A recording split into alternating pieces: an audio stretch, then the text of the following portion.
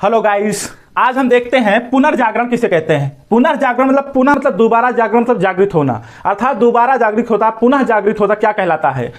फ्रांसीसी शब्द रिनेसा, जिसे रिनेसांस के नाम से जाना जाता है, फ्रांसीसी शब्द रिनेसांस से जाना जाता है और इसी फ्रांसीसी शब्द से लिया गया है।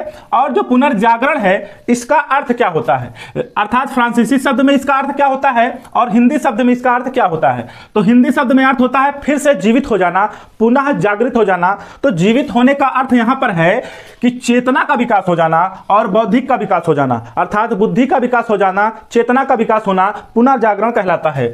पुनर्जागरण शब्द का प्रयोग किसके लिए किया गया है? चेतना के विकास के लिए और बौद्धिक परिवर्तनों के लिए पुनर्जागरण शब्द का प्रयोग किया गया है। और पुनर्जागरण शब्द का उपयोग कब से चालू हुआ? तो भैया मध्य युग के अंत में तथा आधुनिक युग के प्रारंभ में पुनर्जागरण शब्द का प्रयोग होना शुरू हो गया था।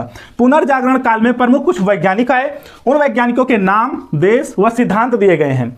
जैसे कापरनिकस जो थे वो पोलैंड के थे और इन्होंने ही पहले बताया कि पृथ्वी सूर्य के चारों ओर चक्कर लगाती है। पृथ्वी जो है सूर्य के चारों ओर चक्कर लगाने का काम करती है, कापरनिकस ने कहा, इसीलिए इसे हम कापरनिकस का सिद्धांत भी कहते हैं। गैलीलियो जो थे इन्होंने इटली के थे और इन्होंने दूरबीन का आविष्कार किया, जिससे दूर की वस्तुओं, नजदीक की वस्तुओं का बड़ा प्रतिबिंब देखने के लिए प्रयोग किया जाने लगा।